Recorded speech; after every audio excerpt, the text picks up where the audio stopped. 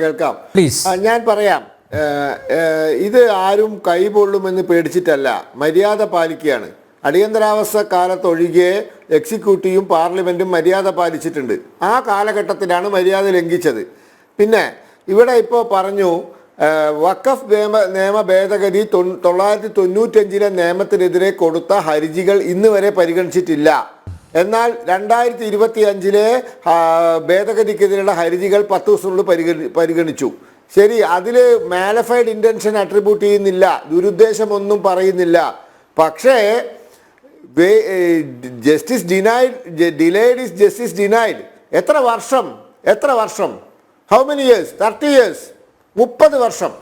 1995 പാസ്സാക്കിയ വഖഫ് ഭേദഗതി, അതിനെതിരെ കൊടുത്ത ഹർജികൾ, സ്ഥലം നഷ്ടപ്പെട്ടവർ, സെക്ഷൻ 40 എന്ന എന്താ പറയുക, ഇന്ത്യയിലെ നിയമസംഹിതയിൽ 4 അയലത്ത് പോലും കൊണ്ടുവരാൻ പാടില്ലാത്ത ഒരു വകുപ്പ്. ആ വകുപ്പ് വെച്ചിട്ട് ഭൂമി തട്ടിയെടുക്കുന്നു. ഭൂമി നഷ്ടപ്പെട്ടവർ കണ്ണീരുമായി കോടതി മുമ്പാകെ വരുന്നു. ഇത് ഭരണഘടനാ വിരുദ്ധമാണ് എന്ന് പ്രഖ്യാപിക്കണമെന്ന് പറഞ്ഞിട്ട് അതിൻ്റെ മുകളിൽ അടയിരിക്കാൻ തുടങ്ങിയിട്ട് എത്ര കൊല്ലമായി? How many years? അതിൻ്റെ അപ്പോൾ പറയുകയാണ് ഇത് ജസ്റ്റിസ് ഡിനൈഡ് ആണെന്ന് പറയുമ്പോൾ മാലിഫൈഡ്നെസ് അട്രിബ്യൂട്ട് ചെയ്യുന്നല്ല. You have committed a wrong. Judiciary has committed a wrong. അത് അംഗീകരിക്കണം. ഇല്ലെങ്കിൽ എന്താ അറിയോ, നാട്ടുകാർ റോട്ടിൽ മൈക്ക് കെട്ടി പറയും. ആരാണ് ലക്ഷ്മണരേഖ വരയ്ക്കേണ്ടത്? പരസ്പര ബഹുമാനത്തോടുകൂടി എല്ലാവരും പ്രവർത്തിക്കേണ്ടതാണ്. എങ്കിൽ മാത്രമേ ജനാധിപത്യം അത് സുഗമമായിട്ട് അത് മുന്നോട്ട് പോകൂ, ആ പ്രക്രിയ സുഗമമാകൂ എന്നൊക്കെ നമുക്കറിയാം. ഇവിടെ ആരാണ് ലക്ഷ്മണരേഖ വരയ്ക്കേണ്ടത്? എന്തായാലും ഇപ്പോഴൊരു ഒരു യുദ്ധം നടക്കുകയാണ്, ഒരു പോര് നടക്കുകയാണ്. അതിനെങ്ങനെ ഒരു പരിഹാരം ഉണ്ടാക്കാൻ സാധിക്കും? ഈ ലെജിസ്ലേച്ചറും എക്സിക്യൂട്ടീവും തമ്മിലുള്ള ഏറ്റുമുട്ടൽ അതൊരിക്കലും ഒരു ജനാധിപത്യ രാജ്യത്തിന് ഭൂഷണമോ ശുഭകരമോ അല്ല എന്നുള്ളതാണ്. കാരണം ഇത് രണ്ടും പാരലായിട്ട് പോകുന്നതാണ്. ഒരിക്കലും കൂട്ടിമുട്ടേണ്ടതുമല്ല, പെടേണ്ടതുമല്ല. അപ്പോ ഓരോന്നിനും വളരെ കൃത്യമായി, അതുകൊണ്ടാണല്ലോ നമ്മുടെ ഭരണഘടന ഇത് എഴുതിയപ്പോൾ ഇത്രയും ദീർഘമായി പോയി എന്നൊക്കെ നമ്മൾ നെപ്പോളിയന്റെ ഉപദേഷ്ടാവിനോട് പറഞ്ഞു, നമുക്കൊരു ഭരണഘടന എഴുതി ഉണ്ടാക്കണം, വളരെ ചെറുതായിരിക്കണം, പെട്ടെന്ന്. അപ്പോൾ അദ്ദേഹത്തിന്റെ ഉപദേഷ്ടകൻ പറഞ്ഞൊരു മറുപടിയുണ്ട്, അതൊരിക്കലും ചെറുതാകരുത്, ഭരണഘടന ദീർഘമായിരിക്കണം, അത് ഇന്റർപ്രറ്റ് ചെയ്യാനായിട്ട്, അതിനെ വിവക്ഷിക്കാൻ പര്യാപ്തമായ ഒന്നായിരിക്കണം. അത് ഇന്ത്യൻ ഭരണഘടനയുടെ കാര്യത്തിൽ വളരെ കൃത്യമായിട്ടുള്ള ഒന്നാണ്. അതുകൊണ്ടാണല്ലോ ഈ ഇത്രയും ആർട്ടിക്കിളുകളും എന്താ പറഞ്ഞ ഇത്രയും ഭാഗങ്ങളും വിഭാഗങ്ങളും ഒക്കെ ഉണ്ടായിരിക്കുന്നത്. അപ്പൊ ഇതെല്ലാം വളരെ കൃത്യമായിട്ട് ഓരോന്നിനും വളരെ കൃത്യമായ നിർവചനങ്ങൾ ഇന്നോളം കൊടുത്തിട്ടുണ്ട്. ആ നിർവചനങ്ങളുടെ ഒക്കെ വ്യാഖ്യാനം ഇപ്പൊ നമുക്ക് വളരെ സങ്കീർണമായിരുന്ന ബാബറി മസ്ജിദ് പ്രശ്നമൊക്കെ, ഇപ്പൊ അതിന്റെ ന്യായാന്യായങ്ങളിലേക്കൊന്നും ഞാൻ പോകുന്നില്ല, അതെല്ലാം പരിഹരിക്കപ്പെട്ടത് ഈ ഭരണഘടനയും ഈ നിയമവ്യവസ്ഥയുമാണ്. അതുകൊണ്ട് ഇവിടെ ഉപരാഷ്ട്രപതിയെ പോലൊരാള് ഒരു കോളേജിൽ ഇപ്പോൾ ഒരു സംവാദത്തിന്റെ ഇടയ്ക്ക് വേണമെങ്കിൽ അദ്ദേഹത്തിന് എന്റെ ഒരു അഭിപ്രായം ഇതാണ്, ഇതല്ലെങ്കിൽ ഒരു മീറ്റിംഗിൽ അദ്ദേഹം നടത്തുമ്പോൾ ഇങ്ങനെയുള്ള കാര്യങ്ങളെ കുറിച്ച് ചൂണ്ടിക്കാണിക്കാം. ഇതല്ല, ഇതൊരു ജുഡീഷ്യൽ സംവിധാനത്തിനെതിരെ, സുപ്രീം കോടതിക്കെതിരെ അദ്ദേഹം ഒരു ആക്രമണം നടത്തിയിരിക്കുന്നത് എന്ന് പറയുന്നത് അത് ഈ നാട്ടിലെ പൊതുസമൂഹത്തിന് ഈ സംവിധാനത്തിലുള്ള വിശ്വാസം തന്നെ ഇല്ലാതാക്കാൻ. അദ്ദേഹത്തിന് അധികാരമുണ്ട്. ഞാൻ പറഞ്ഞത് ഇവിടെ അസഫ് അലി സാർ പറഞ്ഞ ഒരു കാര്യം ശരിയാണല്ലോ.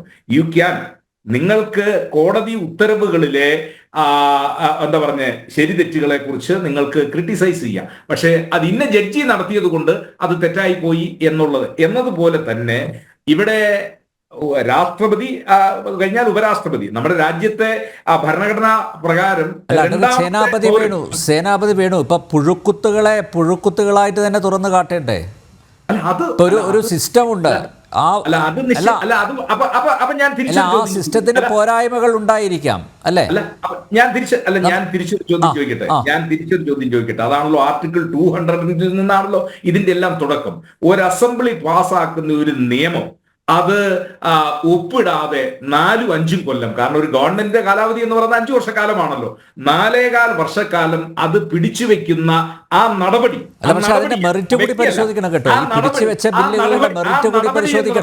ആ നടപടി എന്ന് പറയുന്നത് നമ്മുടെ ഭരണഘടന പൊളിറ്റിക്കൽ വെൻഡറ്റയുടെ പേരിൽ മാത്രമാണോ പിടിച്ചു വെക്കുന്നത്, അല്ലെങ്കിൽ തടഞ്ഞു വെക്കുന്നത്?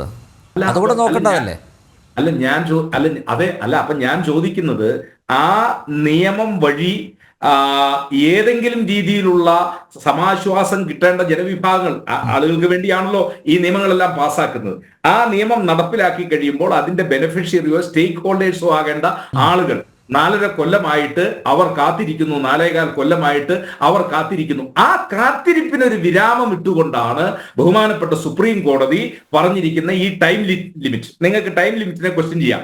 3 മാസം എന്നുള്ള ലിമിറ്റ്, അല്ലെങ്കിൽ ഗവർണറുടെ കാര്യത്തിൽ 30 ദിവസം എന്നുള്ള ലിമിറ്റ്, അത് നിങ്ങൾക്ക് ക്വസ്റ്റ്യൻ ചെയ്യാം. ആ ക്വസ്റ്റ്യൻ ചെയ്യുന്നതിനർത്ഥം 142 എന്ന് പറയുന്ന പവർ അത് മിസൈലാണ്, എപ്പോ വേണമെങ്കിലും. അത് മിസൈലല്ല, അതൊരു സ്മോക്ക് ബോംബാണ്. ഞാൻ അങ്ങനെയാണ് ഒരു കാര്യം ചോദിച്ചോട്ടെ, അഡ്വക്കേറ്റ് സേനാപതി വേണു. തമിഴ്നാട്ടിൽ ഇപ്പോൾ ഗവർണറുടെ അംഗീകാരമില്ലാതെ, ഗവർണറുടെ ഒപ്പില്ലാതെ ഇപ്പോൾ 10ഓളം നിയമങ്ങൾ വന്നിരിക്കുന്നു. അതിനെക്കുറിച്ച് എന്താ പറയാനുള്ളത്? അല്ല, ഞാൻ ചോദിച്ചാൽ അതിന് അവസരം ആരാ ഉണ്ടാക്കി കൊടുത്തത്? അതിനവസരം ആരാണ് ഉണ്ടാക്കി കൊടുത്തത്? അത് നമ്മളൊന്ന് മനസ്സിലാക്കണ്ടേ. അതിനവസരം ഉണ്ടാക്കി കൊടുത്തതാരാ? ഗവർണറുടെ ദയാവായ്പിന് വേണ്ടി ഈ ബില്ലുകൾ അദ്ദേഹത്തിന്റെ മുമ്പിൽ കാത്തുകെട്ടി കിടക്കുന്നു വർഷങ്ങളായിട്ട്. അദ്ദേഹത്തിന് ഒന്നുകിൽ ഇത് തിരിച്ചയക്കാം, ഇതിന്റെ അകത്തെ അമെന്റ്മെന്റ്, അതല്ലെങ്കിൽ രാഷ്ട്രപതിക്ക് വിടാമല്ലോ, രാഷ്ട്രപതിയുടെ പരിഗണനയ്ക്ക്. ഇതൊന്നും കാണിക്കാതെ അദ്ദേഹം ഇത് തലേണക്കടിയിൽ ഭരണത്ത് വെച്ച് കഴിഞ്ഞാൽ, അപ്പൊ പിന്നെ നമ്മുടെ രാജ്യത്തെ അവൈലബിൾ ആയിട്ടുള്ള സംവിധാനം അതാണല്ലോ തമിഴ്നാട് ഗവൺമെന്റ് യൂസ് ചെയ്ത്. അവർ സുപ്രീം കോടതിയിൽ പോയി. സുപ്രീം കോടതി ഈ കാര്യം പരിശോധിച്ച് കഴിഞ്ഞപ്പോൾ സുപ്രീം കോടതിക്ക് തോന്നിയത് ഇതിനകത്ത് ന്യായമല്ലാത്ത കാര്യമുണ്ടല്ലോ, അതുകൊണ്ടല്ലേ സുപ്രീം കോടതി ഒരു വിധി പാസ്സാക്കിയത്. അപ്പോ ഞാൻ ചോദിക്കുന്നത്, ഒരു സംസ്ഥാനത്തിന്റെ ഭരണഘടനാ തലവൻ, എക്സിക്യൂട്ടീവ്, അതായത് അവിടുത്തെ മിനിസ്ട്രിക്കും ഉപദേശം കൊടുക്കേണ്ട ആളാണല്ലോ ഗവർണർ. എന്റെ ഗവൺമെന്റ് എന്നാണല്ലോ ഗവർണർ പറയുന്നത്. ആ എന്റെ ഗവൺമെന്റിന്റെ ഉടമയായ ഒരു ഗവർണർക്ക് മുമ്പിൽ എത്തിയ ബില്ലുകൾ ഇത്രയും കാലം അദ്ദേഹം ഒന്നുകിൽ അത് റിജക്ട് ചെയ്ത് പോട്ടെ, അതല്ലെങ്കിൽ രാഷ്ട്രപതിക്ക് വിടട്ടെ, ഇതൊന്നും ചെയ്യാതെ നിൽക്കുമ്പോ പിന്നെ ഒരു ജനാധിപത്യ രാജ്യത്തെ ഓപ്ഷൻ എന്താ? കോടതിയെ സമീപിക്കുക എന്നുള്ളതല്ലേ. കോടതിയെ സമീപിച്ചു, കോടതി അതിൻ്റെ അകത്തൊരു കാര്യവും പറഞ്ഞിരിക്കുന്നു. ആ പറഞ്ഞിരിക്കുന്ന കാര്യം അത് മിസൈലാണ് എന്ന് ചൂണ്ടിക്കാണിക്കുമ്പോഴാണ് അവിടെ എല്ലായിടത്തും തെറ്റുപറ്റുന്നത്. അപ്പോ ആ ഓരോരുത്തരും അവരവർ ചെയ്യേണ്ട അധികാരവും അവർക്ക് കൊടുത്തിരിക്കുന്ന ഭരണഘടനാപരമായ ഉത്തരവാദിത്വവും അത് സമയബന്ധിതമായി ചെയ്താൽ പിന്നെ ഈ പ്രശ്നങ്ങളൊന്നും വരുന്നില്ലോ. അത് സമയബന്ധിതമായി ചെയ്തില്ല എന്നുള്ളത് കൊണ്ടാണ് ഈ രീതിയിൽ ഇപ്പോൾ പുതിയ വിധികളും അതോടൊപ്പം തന്നെ ഉപരാഷ്ട്രപതിക്ക് ഇങ്ങനെ ഒരു കാര്യം പ്രസംഗിക്കേണ്ടി വന്നതും നമുക്ക് ഈ വിഷയം ചർച്ച ചെയ്യേണ്ടി വന്നിട്ടുള്ളത്. അപ്പോ ഒന്നാമത്തെ തെറ്റുകാരൻ അത് തമിഴ്നാടിന്റെ ഗവർണറാണ്. തെറ്റുകൾ അവിടെ നിന്നാണ് തുടങ്ങിയിട്ടുള്ളത് എന്നുള്ള ആ അടിസ്ഥാനപരമായിട്ടുള്ള ഒരു കാര്യം ഇവിടെ നിലനിൽക്കുന്നു. ശ്രീനമ്പിയാണ്. അല്ല, ഒരു തെറ്റിനെ മറ്റൊരു തെറ്റ് കൊണ്ട് തിരുത്താൻ പറ്റില്ല. ഇവിടെ അസഫ് അലി സാർ പറഞ്ഞു ഒരാഴ്ചയാണ് അദ്ദേഹത്തിൻ്റെ കാഴ്ചപ്പാടിൽ ആസ് സൂൺ ആസ് പോസിബിൾ എന്ന്. ഞാനും ഏതാണ്ടൊക്കെ അതിനോട് യോജിക്കുന്ന ആളാണ്. അതിന് വേണമെങ്കിൽ ഒരു തരംതിരിവ് വരുത്താം. അതായത് സ്റ്റേറ്റ് ലിസ്റ്റിൽപ്പെട്ട വിഷയങ്ങളിലാണ് നിയമം ഉണ്ടാക്കുന്നതെങ്കിൽ ഒരാഴ്ചയോ 2 ആഴ്ചയോ കൊടുക്കാം. അതല്ല യൂണിയൻ ലിസ്റ്റിൽ, അല്ല മറ്റേ കൺകറന്റ് ലിസ്റ്റിൽപ്പെട്ട വിഷയങ്ങളിലാണ് നിയമം ഉണ്ടാക്കുന്നതെങ്കിൽ വേണമെങ്കിൽ 1 മാസം കൊടുക്കാം. കൺകറന്റ് എന്തുകൊണ്ടാണ്? സ്റ്റേറ്റ് ലിസ്റ്റിൽപ്പെട്ട ഒരു വിഷയത്തിൽ നിയമം ഉണ്ടാക്കുമ്പോൾ ഒരു കാര്യം നോക്കിയാൽ മതി, ഭരണഘടന ലംഘിക്കുന്നുണ്ടോ എന്ന് മാത്രം ഗവർണർ നോക്കിയാൽ മതി. പക്ഷേ യൂണിയൻ ലിസ്റ്റ്, അല്ല കൺകറന്റ് ലിസ്റ്റിൽപ്പെട്ട വിഷയത്തിൽ നിയമം ഉണ്ടാക്കുമ്പോൾ 2 കാര്യം നോക്കണം. ഭരണഘടന ലംഘിച്ചിട്ടുണ്ടോ എന്ന് നോക്കണം. ഏതെങ്കിലും ആ വിഷയത്തിൽ, അതിപ്പോൾ വിദ്യാഭ്യാസമാണെങ്കിൽ അല്ലെ ആരോഗ്യമാണെങ്കിൽ, അങ്ങനെയാണെങ്കിൽ ആ വിഷയത്തിൽപ്പെട്ട കേന്ദ്ര നിയമം ലംഘിക്കുന്നുണ്ടോ എന്ന് കൂടി നോക്കണം. ആ വിഷയത്തിൽപ്പെട്ട ഏതെങ്കിലും കേന്ദ്ര നിയമം ഉണ്ടാവുമല്ലോ കൺകറന്റ് ലിസ്റ്റ് ആകുമ്പോൾ, അത് ലംഘിച്ചിട്ടുണ്ടോ, അതിന് വിരുദ്ധമാണോ എന്നും കൂടി നോക്കണം. അപ്പോൾ അതുകൊണ്ട് അവിടെ കുറച്ച് അധികം സമയം കൊടുക്കാം. അപ്പോൾ ഒരാഴ്ച മതി. സ്റ്റേറ്റ് ലിസ്റ്റ് ആണെങ്കിൽ 1 or 2 ആഴ്ച മതി. കൺകറന്റ് ലിസ്റ്റ് ആണെങ്കിൽ 3 or 4 ആഴ്ച, അത്രയും മതി. പക്ഷെ ഇതാര് പറയും? ഇത് പറയാനുള്ള അധികാരം രാജ്യത്തിലെ പാർലമെന്റിനോ ഭരണഘടനാ ബെഞ്ചിനോ ഉള്ളൂ. അവിടെയാണ് ഇതിൻ്റെ പ്രശ്നം. ഇത് ഒരു തെറ്റിനെ വേറൊരു തെറ്റുകൊണ്ട് തിരുത്താൻ പറ്റില്ല. ഒരു തെറ്റിനെ ശരി കൊണ്ടേ തിരുത്താൻ പറ്റുള്ളൂ. അപ്പോൾ തെറ്റ് ഗവർണറടുത്ത് സംഭവിച്ചിട്ടുണ്ടെങ്കിൽ ആ തെറ്റിനെ ശരി കൊണ്ട് തിരുത്തണം. അതിനാണ് ഒന്നുകിൽ നിയമനിർമ്മാണം വേണമെന്ന് പറഞ്ഞ് അവസാനിപ്പിക്കാം, അല്ലെങ്കിൽ ഇതൊരു ഭരണഘടനാ ബെഞ്ച് ആവശ്യമാണെന്ന് പറഞ്ഞിട്ട് വിടാം. ഇവിടെ അത് നടന്നിട്ടില്ല. ഇനി മൂന്നാമത്തെ കാര്യം, ഇവിടെ ഒരു ജഡ്ജിൻ്റെ വീട്ടിൽ നിന്ന് പൈസ പിടിച്ച കാര്യം ഞാൻ ചോദിക്കട്ടെ. ഡൽഹിയിലെ ചീഫ് സെക്രട്ടറിയുടെ വീട്ടിൽ നിന്നാണ് ഈ പൈസ പിടിച്ചതെങ്കിലോ, അല്ലെ ഡൽഹിയിലെ ആരോഗ്യവകുപ്പ് സെക്രട്ടറിയുടെ വീട്ടിൽ നിന്നാണ് ഈ പൈസ പിടിച്ചതെങ്കിലോ, ഡൽഹിയിലെ ചീഫ് സെക്രട്ടറിയുടെയോ ആരോഗ്യ വകുപ്പ് സെക്രട്ടറിയുടെയോ അല്ലെ വിദ്യാഭ്യാസ വകുപ്പ് സെക്രട്ടറിയുടെയോ വീടിന് തീപിടിച്ചിട്ട് ഫയർഫോഴ്സ് വന്നപ്പോഴാണ് 15 കോടി റുപ്യ കിട്ടിയതെങ്കിലോ സസ്പെൻഷൻ വരില്ലേ? എന്തേ സസ്പെൻഡ് ചെയ്തില്ല? നിങ്ങൾ ഗവൺമെൻറ് എന്തേ കേസെടുത്തില്ല, അല്ലെങ്കിൽ വിജിലൻസ് എന്തേ, ഇതൊന്നൊക്കെ അവിടെ നിൽക്കട്ടെ. നിങ്ങൾ സസ്പെൻഡ് ചെയ്തില്ല. എന്തുകൊണ്ട് സസ്പെൻഡ് ചെയ്തില്ല? 15 കോടി രൂപയുടെ കറൻസി നോട്ട് അല്ലെങ്കിൽ കോടാനുകോടി രൂപയുടെ കറൻസി നോട്ട് ഒരു ജഡ്ജിൻ്റെ വീട്ടിൽ നിന്ന് കണ്ടെത്തി എന്ന് പറഞ്ഞാൽ സസ്പെൻഡ് ചെയ്യണ്ടേ? അപ്പോൾ ആ ഒരു മര്യാദ അവരെ ഉണ്ടായോ? പ്രാഥമിക മര്യാദയാണ് സസ്പെൻഷൻ വേണ്ടി. അതിനെന്ത് പകരം എന്താ ചെയ്തത്? അലഹബാദ് ഹൈക്കോടതിയിലേക്ക് ട്രാൻസ്ഫർ ചെയ്തു. അലഹബാദ് ഹൈക്കോടതിയുടെ വിധികളെ വിമർശിച്ചുകൊണ്ട് സുപ്രീം കോടതി ഇന്നാൾ അഭിപ്രായം പറഞ്ഞിരിക്കുന്നു. അലഹബാദ് ഹൈക്കോടതിയിൽ നിന്നും വിചിത്രമായ വിധികൾ വരുന്നു. ഇതിപ്പോൾ ഇങ്ങനത്തെ ആ കോടതിയിലേക്ക് ഇങ്ങനത്തെ ജഡ്ജിമാരെ ട്രാൻസ്ഫർ ചെയ്താൽ പിന്നെ അവിടുന്ന് എന്താ വരിക? അപ്പോൾ അത് സസ്പെൻഷനല്ലേ വേണ്ടത്? ഡൽഹിയിലെ ചീഫ് സെക്രട്ടറി ആണെങ്കിൽ സസ്പെൻഷനാണ്. ഡൽഹിയിലെ ആരോഗ്യവകുപ്പ് സെക്രട്ടറിക്ക് സംഭവിച്ചെങ്കിൽ, അല്ലെങ്കിൽ ഡൽഹിയിലെ DGPയുടെ വീട്ടിൽ നിന്ന് തീപിടിച്ചു, ഡൽഹിയിലെ പോലീസ് മേധാവിയുടെ വീട്ടിൽ തീപിടിക്കുന്നു, ഫയർഫോഴ്സ് വരുന്നു, 10 കോടി ഉറുപ്പ്യ കിട്ടുന്നു, അല്ലെ 15 കോടി ഉറുപ്പ്യ കിട്ടുന്നു, സസ്പെൻഷനാണ്. ഒരു സംശയമില്ല കാര്യത്തിൽ. അപ്പോൾ ഇവിടെയൊക്കെ വീഴ്ചയുണ്ട്. അപ്പോൾ ഒരു തെറ്റിനെ വേറൊരു തെറ്റുകൊണ്ട് തിരുത്താൻ പറ്റില്ല. തെറ്റിനെ ശരി കൊണ്ട് തിരുത്തണം. തെറ്റിനെ തെറ്റുകൊണ്ട് തിരുത്താൻ പോയാൽ അപ്പോഴാണ് ഇത്തരത്തിലുള്ള വിമർശനങ്ങൾ വരിക. പിന്നെ വിമർശനത്തിൽ ഉപയോഗിക്കുന്ന വാക്കുകൾ മോശമായിരിക്കും, ചിലപ്പോൾ ആവുമല്ലോ, അതൊക്കെ സ്വാഭാവികമാണ്.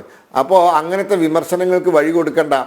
ഇന്ത്യൻ പാർലമെൻറ്റും ഇന്ത്യൻ എക്സിക്യൂട്ടീവും അടിയന്തരാവസ്ഥ കാലം ഒഴികെ ബാക്കി എല്ലാ വർഷവും മര്യാദ പാലിച്ചവരാണ്. ജസ്റ്റിസ് രാമസ്വാമിയുടെ കേസിൽ ഇംപീച്ച്മെൻറ്റ് പ്രൊസീഡിങ്സ് സുപ്രീം കോടതി പാർലമെൻറ്റിൽ പരാജയപ്പെട്ടതാണ്. എന്തുകൊണ്ടാണ്? അന്ന് മനസാക്ഷി വോട്ടിന് ആവശ്യപ്പെട്ടപ്പോൾ അദ്ദേഹത്തിന് മാപ്പ് കൊടുക്കാൻ ഒരുപക്ഷെ MP-മാർ തീരുമാനിച്ചിട്ടുണ്ടാവും.